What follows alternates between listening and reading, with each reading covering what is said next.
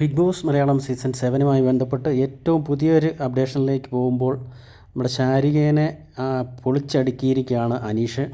നമുക്കറിയാം, ശാരിക സോഷ്യൽ മീഡിയയിലൂടെ ഇൻ്റർവ്യൂ നടത്തുകയും പ്രശസ്തരായ സിനിമാ താരങ്ങളെയൊക്കെ ഇൻ്റർവ്യൂ നടത്തുകയും അതുപോലെ തന്നെ ആങ്കറിങ് നടത്തുകയൊക്കെ ചെയ്യുന്ന ഒരാളാണ്.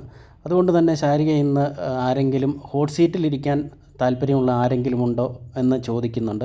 ആ സമയത്ത് ആര്യൻ റെഡിയായി വരുന്നു. അങ്ങനെ ആര്യനെ ഹോട്ട് സീറ്റിലിരുത്തിക്കൊണ്ട് ശാരിക ചോദ്യങ്ങൾ ചോദിക്കുകയാണ്. അപ്പോൾ ഈ ആര്യനെ ഇതിനു മുമ്പ് അറിയത്തില്ലെന്നും നീ സിനിമയിൽ അഭിനയിച്ചിട്ടുണ്ടോ, എന്നിട്ടെന്താ നിനക്ക് കൂടുതൽ അവസരങ്ങൾ ലഭിക്കാത്തത് എന്നും ഞാനിതുവരെ സിനിമയിൽ നിന്നെ കണ്ടിട്ടില്ലെന്നും ഒക്കെ പറയുന്നുണ്ട്.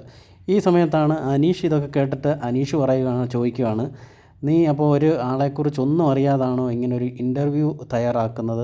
അപ്പോൾ നീ പറയുന്നതെല്ലാം കള്ളമല്ലേ? അങ്ങനെ സംസാരിക്കുന്നുണ്ട്. നമുക്കറിയാം, അനീഷിനെ സംബന്ധിച്ചിടത്തോളം അനീഷ് ഒരു അവസരം നോക്കി നടക്കുന്ന ആളാണ്.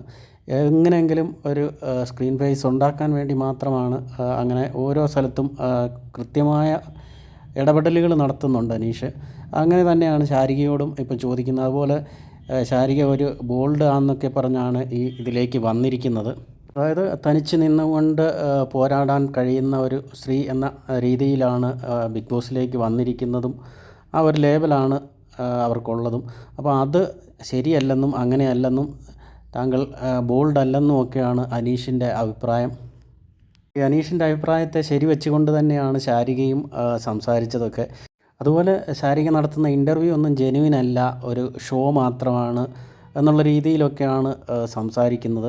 അതായത് സോഷ്യൽ മീഡിയയിലൂടെ ആളുകളെ പറഞ്ഞ് പറ്റിക്കുകയാണ് ശരിക്കും ചെയ്യുന്നത്.